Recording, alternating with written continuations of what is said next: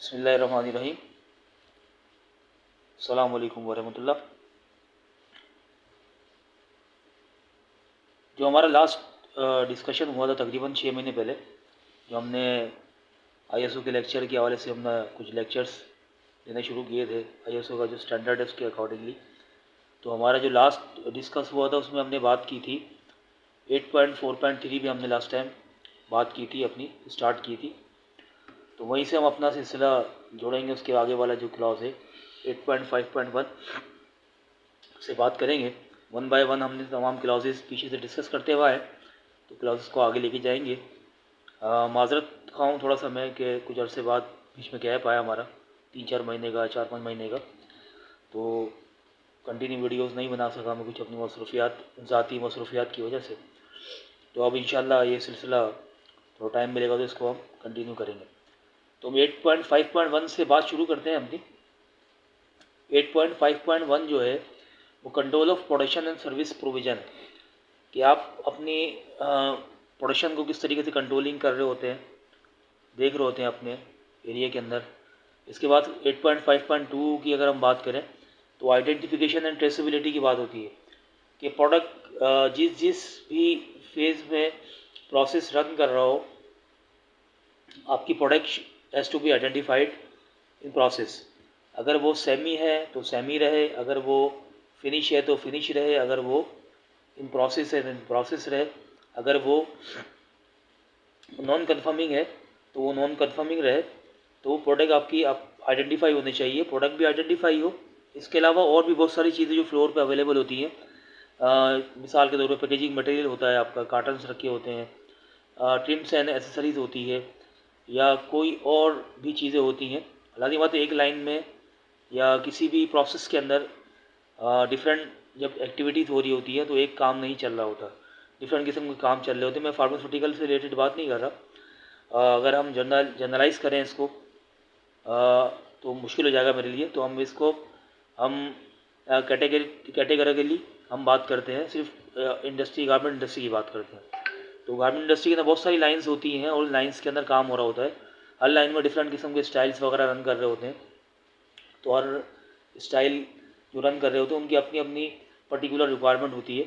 तो उन रिक्वायरमेंट के अकॉर्डिंगली वो तमाम चीज़ें आइडेंटिफाई हों कि ये इस पर्टिकुलर स्टाइल के लिए ये तमाम चीज़ें हैं, और ये इस तमाम चीज़ें इस पर्टिकुलर स्टाइल के लिए।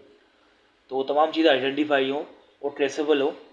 इसके साथ साथ प्रोडक्शन भी आपकी ट्रेसेबल होनी चाहिए, जितनी भी लाइनें प्रोडक्शन चल रही है, कि उसका करंट किस उस पे स्टेज पे है। वो आधा माल हमारा निकल गया है तो आधा माल हमारा फिनिशिंग के अंदर है, तो इनकी भी, इसकी भी ट्रेसेबिलिटी होनी चाहिए।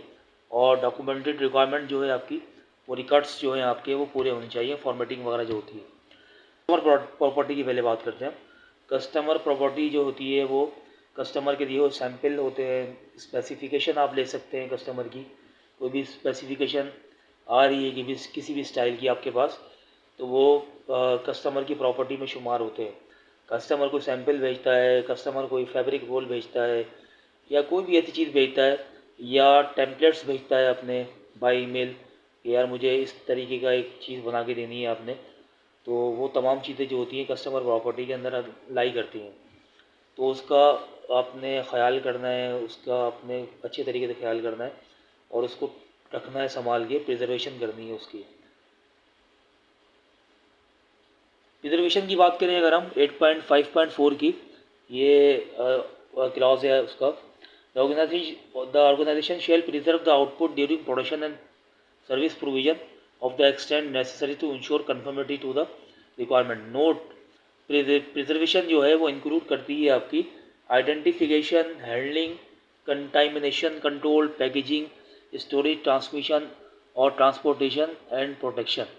ये प्रिजर्वेशन है आपकी प्रोडक्ट के साथ साथ आपके स्टोरेज की, आपकी पैकेजिंग की, आपके फैब्रिक की, जो भी मटेरियल आपके पास है उन तमाम की प्रिजर्वेशन आपने करनी है ड्यूरिंग द ट्रांसमिशन या ट्रांसपोर्टेशन जो भी है वो आपने इसकी, मिसाल के तौर पे प्रोडक्ट आपकी जा रही है, फिनिश हो गई और वो शिप हो रही है, तो जो कंटेनर आया है तो वो जिस कंटेनर में जानी है या जिस वेसल के अंदर वो जानी है, या जो भी उसका ट्रांसपोर्टेशन का मीन है, उसको आपने देखना है कि वो ऐसा हो कि प्रोडक्ट पे कोई उसका इम्पैक्ट ना आए।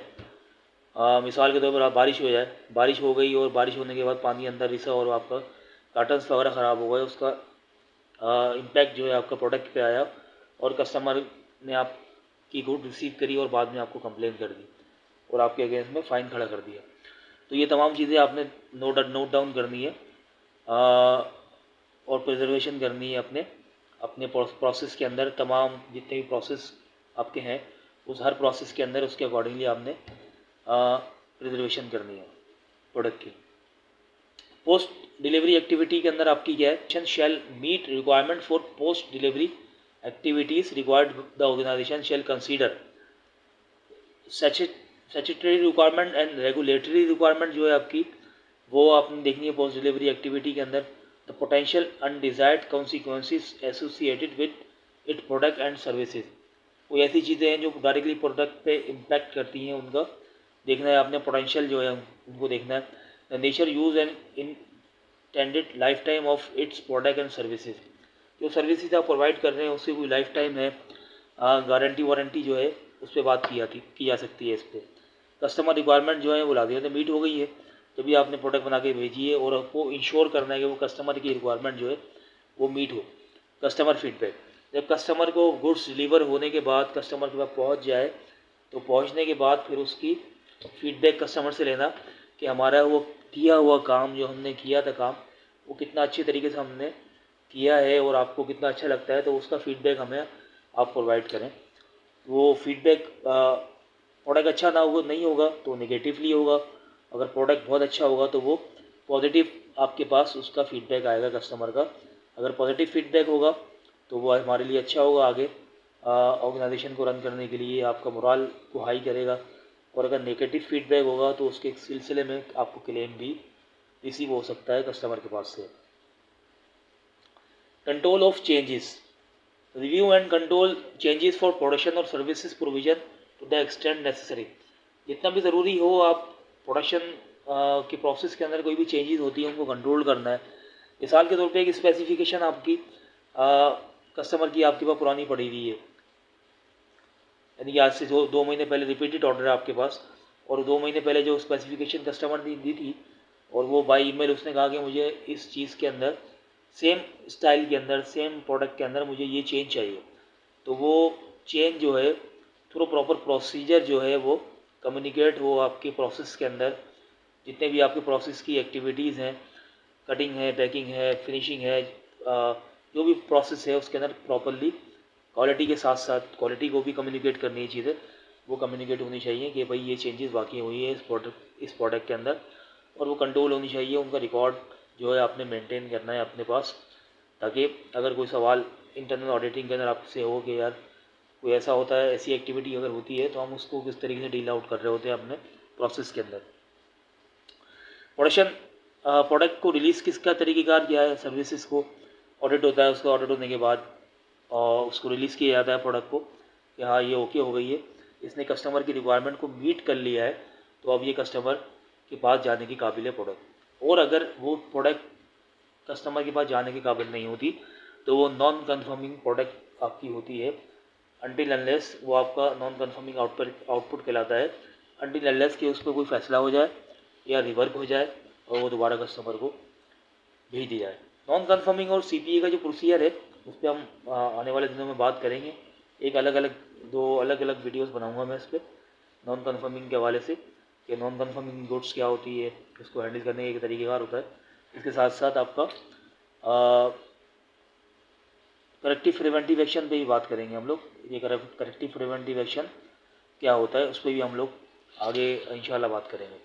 क्लॉज नंबर जो है आपका 9 जो है वो परफॉर्मेंस इवैल्यूएशन है आपका स्टैंडर्ड का, तो इस पर हम नेक्स्ट वीडियो में बात करेंगे। इसको स्टार्ट इसी से करेंगे हम, ये कुछ पिछला रह गया था हमारे पास तो हमने आज कवर अप कर लिया है। हो सकता है कि नेक्स्ट वीडियो के अंदर हम इसको परफॉर्मेंस इवैल्यूएशन को कवर करेंगे। परफॉर्मेंस इवैल्यूएशन के अंदर बहुत सारी चीज़ें हैं हमारी, मॉनिटरिंग है, मेजरिंग एनालिसिस है, हमारा इंटरनल ऑडिट है और मैनेजमेंट रिव्यू है। इस पर हम लोग बात करेंगे नेक्स्ट वीडियो के अंदर। तो इंशाल्लाह आप लोग इंतज़ार करेंगे इस वीडियो का, तो हमारा ये इंशाल्लाह 2-3 वीडियोस में हमारा पूरा स्टैंडर्ड कवर अप हो जाएगा। इसको कवर करेंगे, उसके बाद हम नेक्स्ट वीडियोज़ की तरफ अपनी जाएंगे और आगे की अच्छी इन्फॉर्मेशन भी आपको देंगे। उम्मीद है कि वीडियो आपको पसंद आ रही होंगी। अपना ख्याल रखिएगा। नेक्स्ट वीडियो तक के लिए मैं आपसे इजाज़त चाहता हूँ। अल्लाह हाफिज़।